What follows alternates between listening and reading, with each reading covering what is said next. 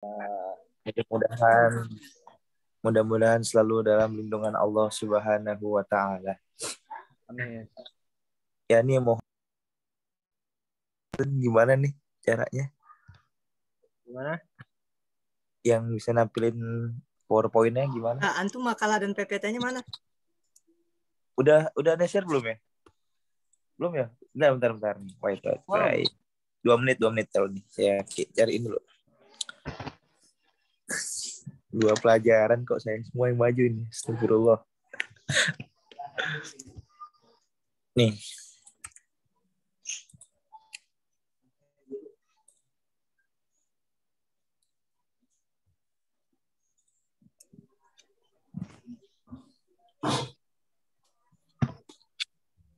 Ya. Bismillahirrahmanirrahim. Udah masuk belum? Belum ya? Udah masuk. Belum. Lalu sabar lagi muter-muter biasa nih. Kehilangan arah jalan.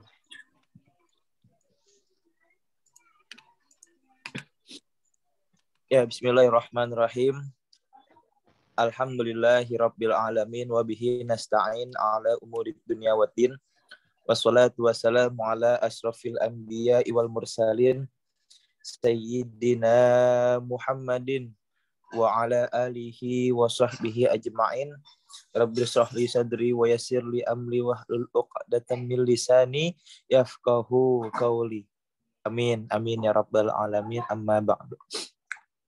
Alhamdulillah, ada kata yang pantas terucap dari lisan kita sebagai mahasiswa yang mudah-mudahan tergolong sebagai manusia beriman, yakni melainkan kalimat tasyakkur, kalimat pujian, memuji kehadirat Allah Subhanahu wa taala.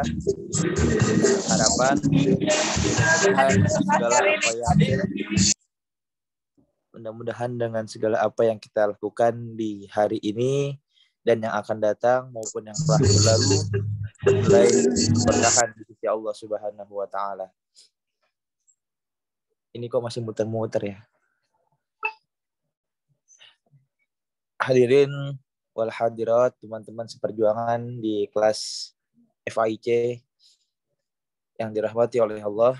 Selawat bertangkai salam tak berhenti-hentinya kita kirimkan kepada kehadirat manusia yang paling beriman, insan pilihan yang menjadi panutan, yakni beliau baginda Nabi besar Muhammad sallallahu alaihi wasallam, yang mana mudah-mudahan kita berdoa kepada Allah kita semua bisa masuk surga bersama beliau dan diakui daripada golongan umat beliau fi yaumil qiyamah. Amin ya rabbal alamin. Ini kok masih muter-muter ya, Man ya? Gak kirim-kirim ya? Kenapa ya? Aneh nggak tahu juga.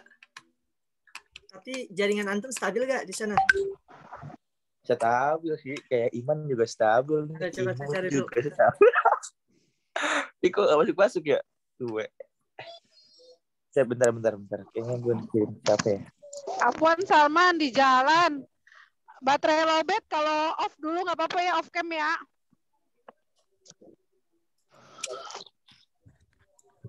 Yo, hati-hati, jangan di jalan. Chandra, PR, jangan lupa Chandra. PR apaan, Po? Biasa.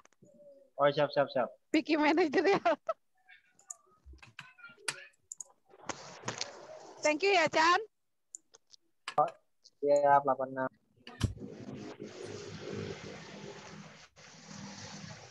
Temen-temen udah lama loh. Jalan aja, Mas. Nggak apa-apa. Oh ya. Nggak apa-apa. Bismillahirrahmanirrahim. Ya, sekarang kita akan bahas tentang... Apa nih Ustadz? Lagi di jalan Ustadz. Iya, nggak apa-apa, Bu. Nggak apa-apa, silakan. Kita akan bahas tentang daripada studi fikih manajerial, di mana di sini kita akan ambil judul manajerialitas dakwah dan entertainment. Nah, teman-teman sekalian, di sini kita udah bahas dari pertemuan-pertemuan sebelumnya masalah pengertian daripada dakwah. Ya kan, dakwah itu berarti panggilan, seruan, dan ajakan, di mana kita mengajak sekelompok manusia atau individu manusia untuk jalan menuju jalan yang benar. Ihdinas siratal mustaqim. Nah, di sini ya dakwah merupakan kata kerja. Ya, fiilnya adalah da'a. Yada'u dakwatan, yang berarti memanggil. Nah, jadi kita bisa simpulkan bahwasannya dakwah adalah proses penyampaian ya atau penyeruan informasi ilahiyah yang menyangkut daripada keagamaan, ketuhanan kepada para hamba manusia yang merupakan bagian dari kehidupan individu muslim. Nah, dalam hal ini ya teman-teman sekalian, bahwasanya bisa dikatakan dakwah sebagai ajakan kepada manusia untuk berkumpul dalam suatu kegiatan yang positif dalam kebaikan untuk menuju jalan yang benar, mencegah atau mengajak yang ma'ruf dan mencegah yang mungkar. Nah, Allah juga pernah berfirman di dalam surat Al-Imran, ya, surat Al-Imran ayat 110, di mana artinya kamu adalah umat yang terbaik yang dilahirkan untuk manusia, menyuruh kepada yang ma'ruf dan mencegah dari yang mungkar dan beriman kepada Allah Subhanahu wa taala. Kuntum khaira ummatin ukhrijat linnas ta'muruna bil ma'ruf wa tanhauna 'anil munkar wa tu'minuna billah. Nah, ayat ini yang menerangkan bahwa manusia sebagai umat Islam harus menjadi umat terbaik dan bisa membawa umat manusia kepada kebaikan dan meninggalkan kemungkaran. Ya, dengan demikian dapat kita simpulkan bahwa dakwah adalah seruan atau ajakan kepada umat manusia untuk menuju jalan yang benar, menuju kepada yang ma'ruf dan mencegah dari yang mungkar. Dakwah disebut juga sebagai komunikasi Islam, yang mana memiliki beberapa unsur. Ini seperti dai, sasaran, atau mad'u, terus media sebagai wasilahnya, dan metode, serta materi. Dan tujuan dakwah, ya kan, dalam pelaksanaan dakwah ada metode yang digunakan untuk berdakwah agar dakwah tersebut bisa berjalan lancar dan sampai apa yang kita tujukan. Nah, hadirin teman-teman sekalian, sekarang kita masuk pada dakwah entertainment. Dakwah entertainment merupakan gabungan dari bahasa Arab dan bahasa Inggris tuh. Ada dakwah bahasa Arab, entertainment bahasa Inggris. Sama, itu pun juga artinya ajakan, seruan, panggilan, dan undangan. Nah, selain itu, terdapat varian makna etimologi dakwah, yaitu doa. Pada praktiknya dakwah sama dengan menyebarkan Islam, yang dalam perspektif Islam, dakwah merupakan kewajiban bagi umat Islam untuk selalu mengajak orang lain agar mampu beribadah kepada Allah Subhanahu wa taala. Nah, selanjutnya menurut bahasa Inggris, entertainment yang berasal dari kata entertainment yang berarti hiburan atau pertunjukan. Jadi bisa kita simpulkan bahwa dakwah entertainment adalah penyebar luasan Islam agar ada perubahan untuk menuju dalam kehidupan yang lebih Islami dengan menggabungkan dengan unsur hiburan, pementasan di dalamnya. Yakni dakwah entertainment bukan hanya melalui media televisi semata, karena juga menggunakan media-media lain, baik media massa maupun media tradisional. Nah, dakwah entertainment, teman-teman, juga didefinisikan sebagai suatu konsep yang memadukan penyebaran Islam ke dalam bentuk-bentuk siaran yang berbentuk hiburan. Seperti yang tak terhitung jumlahnya tuh, banyak banget emang dakwah-dakwah yang merupakan daripada dikonsep dengan hiburan.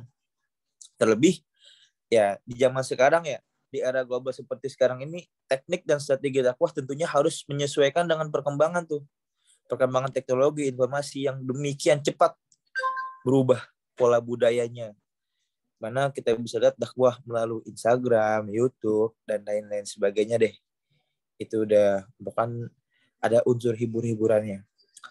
Lanjut, kita masuk ke dalam masalah-masalah dalam media dakwah. Kan tadi kan udah kita bahas pengertiannya nih. Kita akan bahas juga dalam masalah-masalahnya. di mana pemanfaatan teknologi dakwah sebenarnya merupakan sebuah pemenuhan kebutuhan spiritual masyarakat, yang mana dakwah itu emang kebutuhan bagi rakyat Indonesia khususnya dan rakyat Muslim pada umumnya, di mana setiap manusia butuh diajak, butuh seruan untuk agar dia selalu mengingat dan menuju ke jalan yang benar. Karena yang namanya setan gak lepas dari mengganggu manusia. Seperti itu. Yang mana kebutuhan masyarakat ini ya untuk terpenuhinya aspek penguatan spiritual telah memicu berbagai inovasi terkait metode dakwah itu tersendiri. Yang mana yang paling efektif dan mampu menjawab kebutuhan pasar, sebagian besar masyarakat Indonesia khususnya telah sangat akrab dengan beberapa tema acara pengajian yang banyak dijumpai di beberapa media, ya kan, seperti televisi, radio, dan lain sebagainya. Maka ya dibungkuslah sebagai dakwah entertainment. Nah, di sini pun juga banyak masalah-masalahnya, ya kan, masalah daripada dakwah entertainment. Kadang yang ditemukan ketika penyampaian yang nggak sesuai dengan apa yang ditangkap karena melalui media hiburan, nggak nyampe lah maksud dan tujuan yang disampaikan tersebut. Terus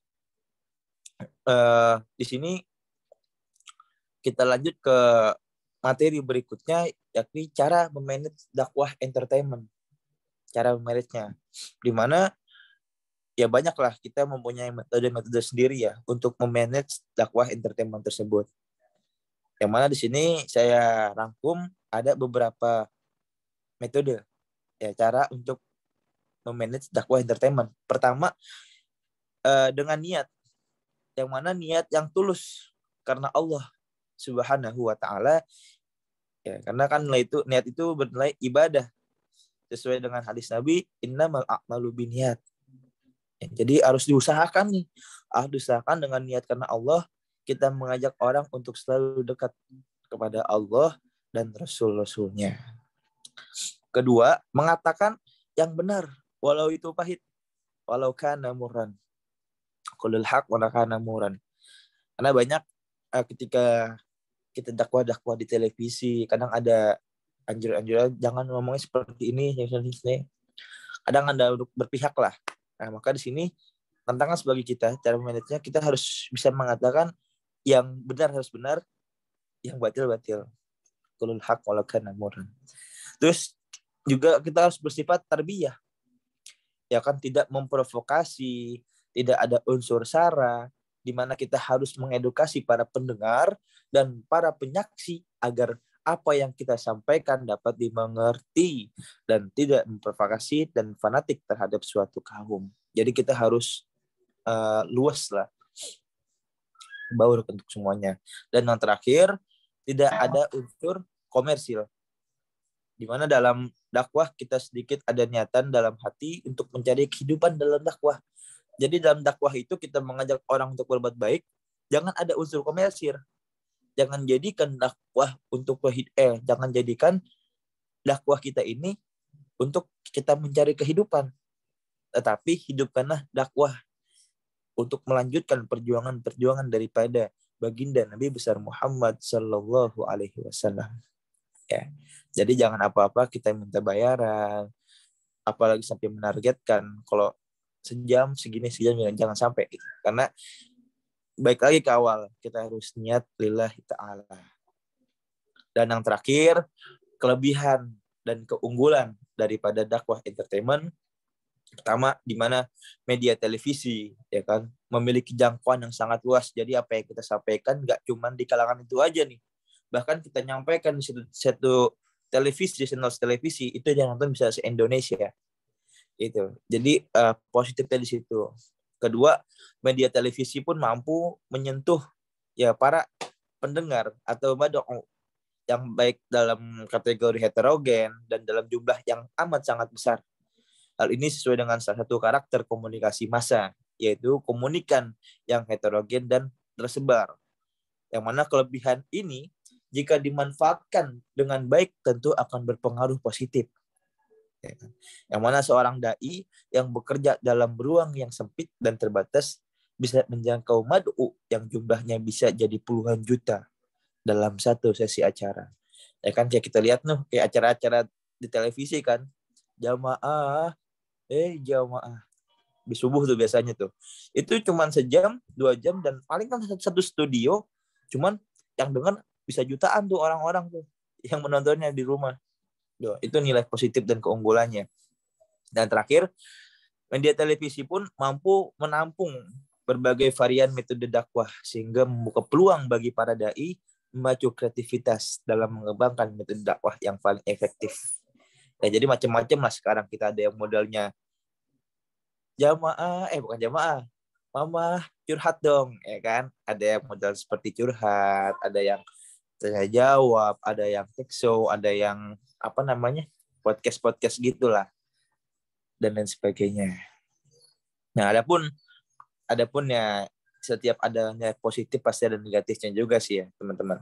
Di sini ada kelemahan daripada dakwah entertainment, di mana pertama kelemahannya harga yang terlalu tinggi untuk membuat sebuah acara Islami di televisi. Ya jelas, karena ketika membuat channel pasti ada harganya yang begitu mahal, lumayan lah harganya. Kedua, terkadang terjadi pencampuran antara yang hak dan yang batil dalam acara-acara televisi. Ya kadang acaranya pengajian, cuman hostnya itu nggak pakai kerudung, buka aurat, kadang seperti itu. Dan lain-lain lah, pokoknya banyak ditemukan antara yang hak dan batil itu bercampur. Terus ketiga, dunia pertelevisian yang cenderung kapitalistik dan profit oriented. Tuh. Jadi tujuan daripada channel yang dilakukan itu bukan semata-mata niat kita untuk mengajak mereka amal ma'ruf nahi munkar, melainkan ada the money oriented profit, untuk menguntungkan cuan lah, nyari cuan dalam situ. Jadi nyari cuan dalam pendakwahan. Dan yang terakhir, kayak kasar seorang dai yang ada di TV itu terkadang masih diragukan. Ya, jadi yang namanya hati ya kita nggak bisa lihat juga sih. Kadang orang-orang yang tenar disebut yang udah mahir di TV dan lain sebagainya itu kadang kekasannya masih diragukan. Katanya sih di sini. Dan yang terakhir, kurangnya keteladanan yang diperankan oleh para artis karena perbedaan karakter ketika berada di dalam dan di luar panggung. Ya, jadi kadang di televisi main film gayanya seperti orang yang Masya Allah gitu kan. Cuman ketika di luar panggung ya bisa kita ketahui bersama lah. Nah, itulah daripada pembahasan dakwah entertainment, mulai dari pengertian, masalah, dan kelemahan keunggulan daripada dakwah entertainment. Sekian yang saya sampaikan. Apabila ada kesalahan, apabila ada kebenaran datangnya dari Allah, apabila ada kesalahan, saya mohon maaf kepada Allah Subhanahu wa taala. Ya, teman-teman sekalian, barangkali ada pertanyaan, boleh dipertanyakan, silakan. Mau nanya, berisik ya gak? Boleh, silakan.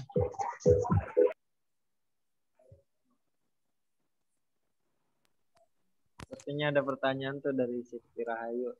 Baik. Maaf, boleh silakan disampaikan. Ingin Berisik bertanya, Lagi kerja kali. ingin bertanya bagaimana menurut pemakalah menghadapi dakwah zaman sekarang. Semakin maraknya dakwah di internet, maka banyak dari mereka yang difitnah dan terprovokasi melalui video yang terpotong-potong, sehingga adanya saling benci antara pendakwah ataupun antara pendakwah.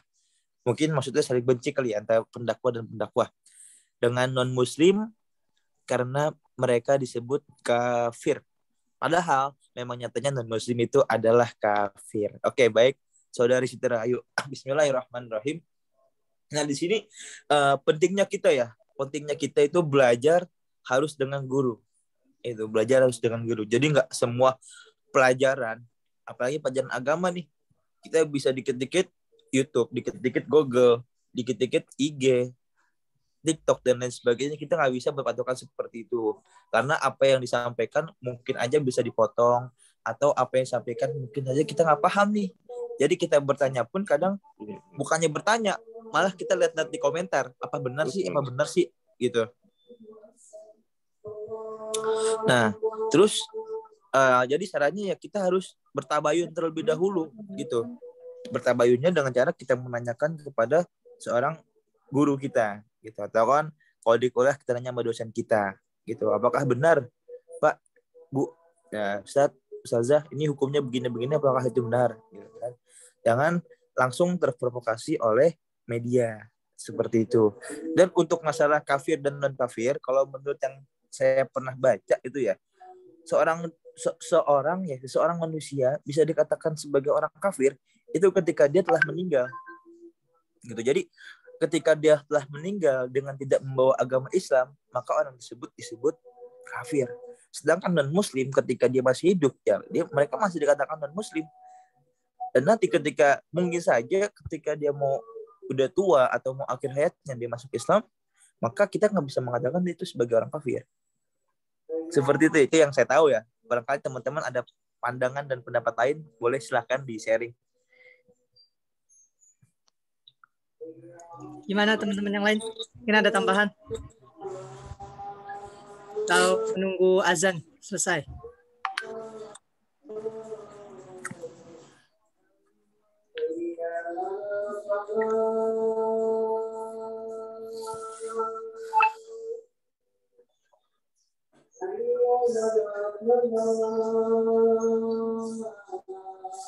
Oh, dia ada pertanyaan lagi tuh di kolom chat. Benar aja.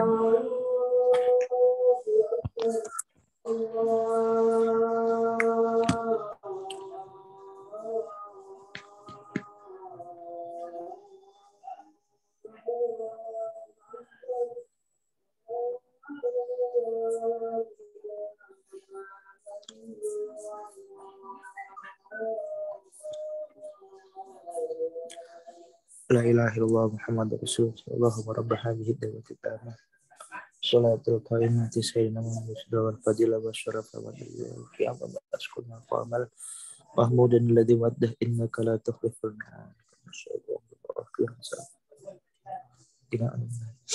Ya, lanjut teman-teman sekalian.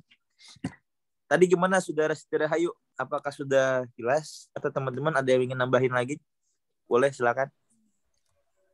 Mungkin untuk bahasan kafir ya, secara karena kan memang secara tekstual gitu ya, kita berdasarkan ilmiah sumber Al-Quran itu dikatakan kafir.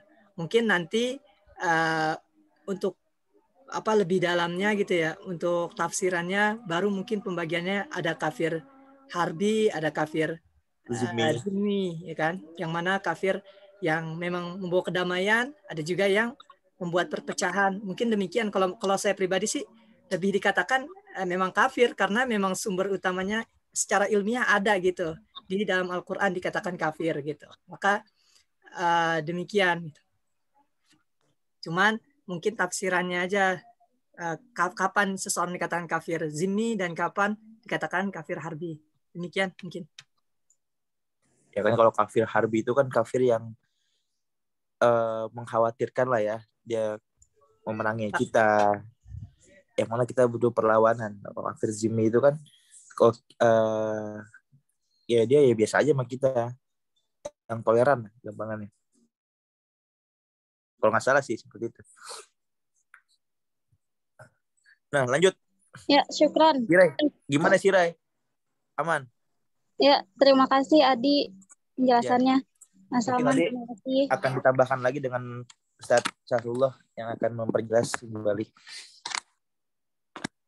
Ya, lanjut kita soal berikutnya daripada Monica. Ya, mau tanya, iya silahkan. Entertainment itu kan hiburan ya tadi ya, betul. Dan hiburan masing-masing orang itu kan berbeda-beda emang. Ada yang suka film, ada yang suka podcast, atau lain sebagainya. Sip. Maksud dakwah entertainment di sini yang diperbolehkan atau dianjurkan seperti apa? Apakah seperti acara Mamah Dede? Tapi apa, Neng? Tapinya apa, Monica? Boleh dilanjutkan? Tipe itu. Oh, tipe.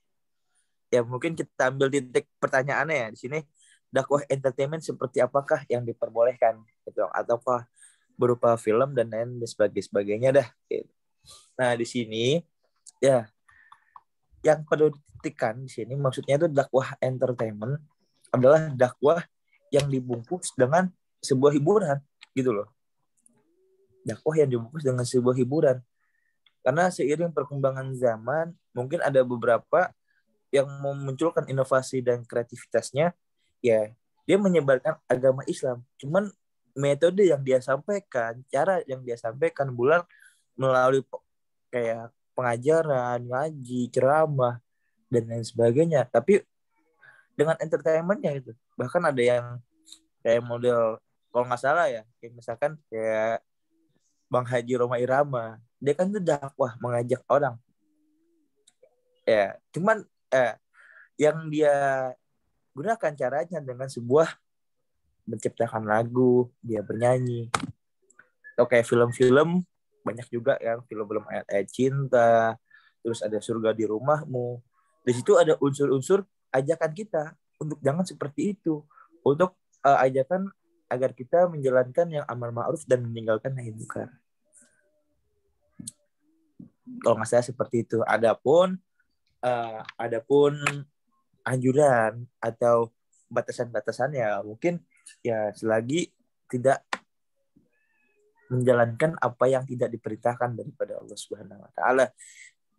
Mungkin seperti itu sih kurang lebih. Yang tadi tuh tidak mencampurkan suatu hal yang hak dan yang batil. Mungkin itu sih yang saya tahu. Monik. Barangkali teman-teman ada yang mau nambahin? Kalau mau nanya boleh ya? Boleh, silakan. Baik, bismillahirrahmanirrahim. Mungkin gini ya, kalau salah mau menurutkan. Biasanya hiburan itu identik dengan membuat orang tertawa biasanya.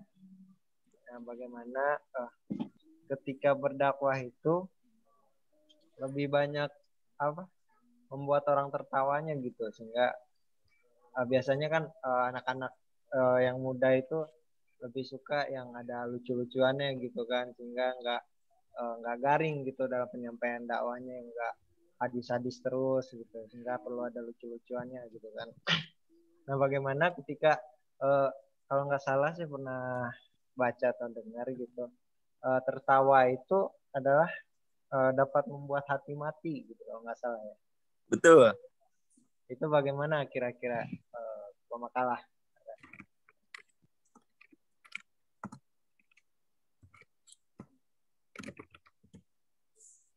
Itu betul. Cuman ya ada kata yang kurang dijelaskan di situ. Ya, Mas Chandra, ada kata yang kurang dijelaskan di situ.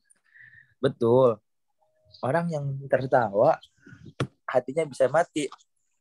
Wala tuksiru dohik fa inna kasaratat dohiki tumitul qalbi. Dimana janganlah kalian berlebih-lebihan dalam ketawa, karena sesungguhnya berlebih-lebihan dalam ketawa atau sering-sering ketawa gitu, tawa terbahak-bahak, itu menyebabkan hati yang mati. Jadi kata kuncinya di situ, ketika ketawanya berlebihan, selagi cuman kita mesti nggak salah menurut saya sih. Menurut saya, cuma nggak tahu deh menurut yang lain sebagainya. Tapi kan kadang ada acara yang lucu-lucuan gitu, tapi dibungkus dengan nilai-nilai agama. Betul, kayak contoh misalkan gampangan deh, kayak Ustadz Tile, tau kan Ustadz Tile tuh? Nah, Ustadz Tile kan kalau ceramah itu pasti kan bikin orang ketawa akak ya. Nah, cuman diusahakan kita jangan terlalu ngakak juga sih, seperti itu. Ya, kata poinnya sih situ sih sebenarnya. Sebenarnya Allah pun juga nggak ngelarang kita ketawa. Karena kan tabasam itu ibadah juga kan, senyum ibadah. Cuman tidak berlebih-lebihan gitu loh. Senyum sama ketawa kayak beda deh. Iya. Senyum kan gini, biasa. Kalau ketawa kan, nah, ketawanya itu dinotifin dengan yang jadi notnya itu berlebih-lebihannya itu. Jadi kalau nggak salah ya, kalau kita bahas usulnya itu sebenarnya yang tidak diperbolehkannya itu yang berlebih-lebihannya itu. Kalau ketawa sih nggak masalah, asalkan ketawanya nggak berlebih-lebihan. Kayak dimana kan yang hadis tuh yang diriwayatkan oleh Siti Aisyah itu kan kalau nggak salah, yang saya tuh Siti Aisyah tidak pernah melihat Rasulullah tertawa terbahak-bahak hingga kelihatan tenggorokannya beliau. Coba gimana tuh? Tenggorokan beliau gimana? Hahaha. Seperti itu kali ya. Yang mana dia terbahak-bahak sampai tenggorokan itu kelihatan. Beliau biasanya tersenyum. Hehehe. Dendang deh biasanya deh. Seperti itu. Ya gimana? Barangkali ada yang bisa menambahkan nih, bantu menjawab. Baik. Saya menyampaikan ini kaitannya dengan dakwah entertainment, gitu ya. Yang pertama yang perlu digarisbawahi oleh pemakalah, pahami dulu antara perbedaan antara dakwah dengan tabligh, gitu. Anda nggak ada ya, tabligh nggak disinggung ya. Tablighnya nggak saya singgung, Ustaz. Nah, ini ya, harusnya ada dakwah, ada tabligh, gitu. Nah, kedua-duanya kan mempunyai pesan moral. Kalau dakwah itu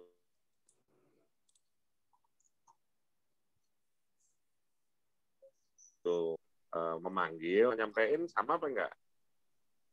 Beda, Ustaz. Nah, oke, saya kasih contoh. Misalnya, waktu Nabi berkeinginan sekali agar pamannya bisa masuk ke dalam agama Islam, beliau mendakwahkan atau menyampaikan? Menyampaikan, Ustaz. Nyampein, bukan berdakwah. Berdakwah, Ustaz. Benar. Ya, harus bisa bedakan tuh menyeru, mengajak, gitu. Menyeru dengan mengajak, gitu. Sama cuma nyampein doang, gitu. Nah, waktu Nabi minta sama Allah, gitu loh, ya. Sampai akhirnya Allah menegaskan dalam ayat Al-Qur'an, kata Allah, innaka la tahdi man ahbabka ilaika walakinnallaha yahdi may yasha. Gitu. Ya, dalam Al-Qur'an ditegaskan, wahai Muhammad, innaka sesungguhnya engkau la tahdi, tidak dapat memberikan hidayah man ahbabka ilaika, itu terhadap orang yang kamu cintai sekalipun, walakin Allah yahdi may yasha, akan tetapi Allah lah yang akan memberikan hidayah. Ya. Jadi kalau bicara hidayah, menyampaikan itu ya kita sebatas menyampaikan gitu loh. Karena konsep berdakwah itu kan jelasnya ada 3. Udu ila sabili rabbika bil hikmah. Yang kedua, wal mau'izatil Hasanah. hasanah. Yang ketiga, wajadilhum Billati ya ahsan. Serulah kepada jalan Tuhanmu. Pertama, bil hikmah. Bil hikmah itu artinya apa? Bijak. Sana. Itu bukan Al-Quran, Ustaz. Bijaksana. Maksudnya yang bil Bijaksana. hikmah itu bukannya Al-Quran ya, maksudnya dengan Al-Qurannya itu. Nah, bil hikmah itu dengan bijaksana. Ya bijaksana bisa lewat ayat suci Al-Quran, bisa lewat hadis-hadis, bisa lewat yang lain sebagainya. Jadi yang maksudnya bil hikmah itu belum apa-apa gitu. Kalau menyuruh orang, bagusnya sih nyeru diri sendiri dulu. Paham? Kita kan seringnya minta kebijaksanaan. Padahal kalau minta kebijaksanaan harusnya bijak Sini. harusnya bijak sini. Iya, kalau apa-apa kan minta kebijaksanaan kan. Contoh yang paling gampang lah, pengunduran UPM. Batas waktu pembayaran UPM sampai tanggal 30. Kalau ente mau bijaksana, sebelum tanggal 30 ente urus. Gitu ya. Bukan udah masuk kuliah baru ngurus. Yang betul udah masuk kuliah atau sebelum? Belum. Oh. Nah, nanti waktu terlambat itu baru Anda bilang tuh, minta kebijaksanaan dong. Nah, saya sih gampang tinggal balikin. Ente udah bijak sini belum? Gitu kan? Iya. Harus fair. Sebelum bijaksana, bijak sini. Karena ketika kita nunjuk orang, sesungguhnya kita ditunjuk berapa tuh? 1, 2, 3, 4. Gitu. Kalau kita mau sadar tuh, ya, makanya ustadz, mubalik, dosen, guru, gitu ya. Karena ayat tuh, ayatnya apa? Kabura maqtan indallah antakuluna mala Taf'alun. tafalun. Ente bisa ngomong, tapi ente nggak Praktekin. ngerjain. Gitu. Ya, betul ya? Betul, Ustaz. Jadi dakwah, ngajakin orang, suruh sholat berjamaah, ternyata dia sendiri nggak Jawab. berjamaah. Udah waktunya masuk isya, belum sembahyang juga. Gitu. Ya. Masih kuliah, Ustaz. Termasuk kabura maqtan apa enggak gitu loh. Ya. Itu kita banyak kena di situ. Gitu. Yang namanya merokok itu makruh loh. Makruh itu mengajarkan menuju kepada keharaman. Gitu kan. Ada makruh li tanzi, ada makruh li tahrim. Nggak boleh ngerokok. Nah tiba-tiba Anda perokok. Kira-kira masuk nggak kategori kabura maqtan? Masuk nggak Sangat kira-kira? termasuk. Masuk. Bisa ngerokok tapi korban kagak bisa, kebangetan itu. Banyak nggak? Oke, Ustaz. Iya, aman ya ashabul udud tuh. Bisa beli rokok tapi nggak bisa kurban. Kalau beli rokok sehari 20.000, sebulan sudah 600.000. 600.000 kali 10 bulan udah berapa ya? Juta. Udah 6 juta. Kambing Kan jumbo. bisa beli kambing 2 biji. Iya kan? Ente nggak usah beli 2 lah, beli 1 aja lah gitu. Kurangin 10.000, jangan nggak usah 20.000. Itu kan hal kecil. Itu yang saya bilang tadi bil hikmah. Itu, dengan hikmah. Yang kedua wal mau'izatil hasanah. Apa wal mau'izatil hasanah? Contoh, teladan. Gitu. Iya, figur. Kita ini sedang krisis. Krisis apa? Krisis figur aktor. Figur. Itu. Yang jadi contoh BTS. Ya. Yang jadi idola BTS. Ya kan? Padahal contoh yang baik itu adalah wa ma arsalnaka illa rahmatan lil alamin. Itu. Ya, Nabi itu contoh teladan. Laqad kana lakum fi Rasulillahi uswatun hasanah. Iya. Nah, yang ketiga, wajadilhum billati hiya ahsan. Kalau ada apa-apa, jangan mudah menyalahkan orang lain dalam berdakwah, ya. Jangan sebentar-sebentar nyalain orang lain. Jangan sebentar-sebentar nggak ada dalilnya. Sebentar-sebentar kembali kepada Al-Quran dan As-Sunnah. Emang Al-Quran sama Sunnah doang, kan masih ada yang lain. Gitu. Ya. Jadi nggak gampang nyalahin, nggak gampang ngomelin orang, ini nggak ada dalilnya, itu nggak ada dalilnya. Ya Allah. Tahlil nggak ada dalilnya. Ente mau mati pakai tahlil apa kagak? Pakai saat. Pakai. Apa sih tahlil itu? Tahlil itu adalah kalimat la ilaha illallah Muhammadur Rasulullah. Itu kalimat tahlil la ilaha illallah. Siapa nggak pengen mati pakai la ilaha illallah? Semua pengen mati pakai la ilaha illallah. Kenapa? Karena jaminannya udah jelas.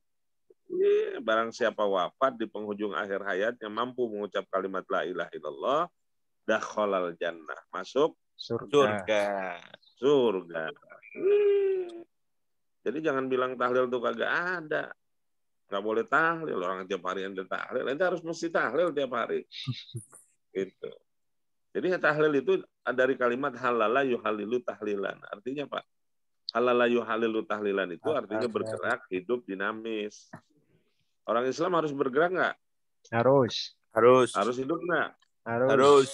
Dalam menghadapi hidup ini harus dinamis nggak? Harus. Iya. Landasan dasarnya adalah kalimat la ilaha illallah. Ya Allah. Oke. Mudah-mudahan kalau dalam berdakwah nggak gampang nyala-nyalain orang lulu. Amin. Insya Allah Belajar deh yang banyak dah. Ya. Insya Allah makin belajar banyak, kita makin luas wawasan kita, nggak gampang nyalahin orang. Gitu. Ya, nggak anti lah. Itu yang penting di dalam berdakwah. Yang kedua adalah tabligh. Tabligh itu salah satu sifat daripada sifat Rasulullah Sallallahu Alaihi Wasallam. Kan sifatnya ada 4 tuh. Betul. Sidik, Amanah, amanah, fatona. tabligh, fatona. Nah, ya tabligh itulah yang harus dijalankan oleh kita. Gitu. Tapi jangan modalnya sedikit udah bisa berdakwah aja, enggak kan. Katanya baligul ani walau ayat, sampaikan walaupun 1 ayat. Ente modal 1 ayat udah ngoceh kemana-mana. Nah, banyak nggak yang begitu? Banyak, Ustaz. Banyak. Baru ngikut hijrah aja udah kayak ustadz, udah baca kitab ratusan kitab. Gitu. Bukan nggak boleh berdakwah, boleh berdakwah. Gitu. Tapi silahkan berdakwah yang baik. Gitu. Insya Allah kalau dakwahnya baik, ya contoh teladan yang baik itu membawa keberkahan buat kita. Oke. Nah sekarang kita bicaranya tentang dakwah entertainment, gitu loh. Dakwah yang dikemas dengan apa? Hiburan. Dengan entertainment. Ya, apa dengan apa tuh entertainment? Hiburan. Hiburan. Kekinian, Itu udah contohin. Ada Ustadz Tile, ada Ustadz Akri, gitu. Oke. Ada Ustadz siapa lagi? Ya. Ya, padahal yang diperintahkan walia buku kasiron, walayadahaku kasiron. Perbanyak sedih, jangan perbanyak Ketawa. Gitu. Makanya tadi temen ada yang bilang tuh, tawa sama senyum beda nggak? Ya beda. Gitu. Kalau senyum kan cuma smile. Gitu. Kalau tertawa, nah kadang-kadang terkontrol. Gitu. Nah begitu juga dalam berdakwah. Memang sih kalau kita berdakwah nggak ada selingan-selingannya, kadang-kadang kurang resep ya. Let saat datar. Iya, tapi kalau kebanyakan juga kagak enak. Gitu. Perut. Orang garam aja kebanyakan asin. Iya kan? Betul. Gula aja kebanyakan manisnya jadi bikin nyelap. Gitu loh. Semua juga kalau berlebihan akan Gak baik. tidak enak. Iya, tidak baik. Bisa jadi haram. Minum air putih halal nggak kalau segelas? Halal. Halal. Terus kalau minum air putih sampai ente muntah ugar, Haram. jadi halal, jadi haram. Gitu loh. Nah ini yang perlu jadi bahasan kita sehingga kita sadar benar bahwa tugas dakwah dan peran dakwah dan tabligh itu betul-betul menjadi bagian daripada proses pembelajaran kita. Nah tolong teman-teman kalau berdakwah, bertabligh, gitu ya, ikhlas lah yang dikedepankan. Gitu. Oke. Bukannya kita mengada-ngada, memang kita butuh lah pasti dengan finansial kita butuh, tetapi insya Allah dengan nawaitu yang baik semuanya akan berjalan dengan baik. Tapi kalau belum apa-apa nawaitunya udah nggak bagus, ya insya Allah nggak menjadi buah kebaikan buat kita. Oke? Termasuk dalam mengajar, dalam berbuat sesuatu, dalam mensupport orang, dalam memberikan kebaikan-kebaikan. Jangan lupa awali dengan kebaikan, dengan basmalah, dengan Rabbi Shrah li Sadri, dengan banyak mengharapkan hanya semata-mata mencari ridho Allah Subhanahu wa Ta'ala. Gitu ya barangkali ya. Mudah-mudahan kelebihan dan kekurangan kita dalam berdakwah ya bisa Allah berikan jalan kebaikan lah buat kita secara keseluruhan. Ya. Baik. Sampai ketemu lagi insya Allah nanti kita di dalam UAS. Jadi UAS itu dari UTS. Soalnya mulai dari UTS selesai itu dari pertemuan ke-6 ke-7 UTS. Jadi kita membahas ujian itu dari pertemuan ke-8 sampai dengan ke-13 ya. Ya, itu yang akan kita bahas. Terus yang kedua, argumentasi Anda lah, saya butuh argumentasi Anda, bukannya copy paste. Nggak perlu sampai 15 halaman, 12 halaman, nggak perlu. cukup 2 lembar atau 3 lembar, tapi bahasa Anda insya Allah itu akan membawa manfaat. Timbang argumentasi yang banyak, tapi Anda boleh copy paste. Sayang. Oke? Baik, saya rasa itu barangkali. Terima kasih banyak. Mohon maaf, saya apabila ada hal-hal yang kurang berkenan selama saya memberikan materi. Mudah-mudahan menjadi kebermanfaatan buat saya dan buat Anda semua. Gitu ya. Amin. Kalau ada sesuatu yang baik, silahkan diambil. Kalau ada yang kurang baik, ya tinggalkan sajalah. Gitu. Insya Allah makin berkah ilmu kita, makin manfaat ilmu kita, dan kita senantiasa selalu dalam lindungan Allah, diberikan kesehatan lahir batin, diri kita pribadi, keluarga kita, dan lingkungan masyarakat, termasuk kita doakan bangsa dan negeri ini, mudah-mudahan selalu dalam lindungan Allah. Amin ya Allah. Terima kasih ya, mudah-mudahan sehat semua. Salam buat keluarga. Kita akhiri dengan hamdalah. Alhamdulillah. Mohon maaf. Assalamualaikum warahmatullahi wabarakatuh. Waalaikumsalam warahmatullahi wabarakatuh. Terima kasih, Ustaz. Syukran. Ya, sama-sama. Jazakumullah. Ustaz. Apaan?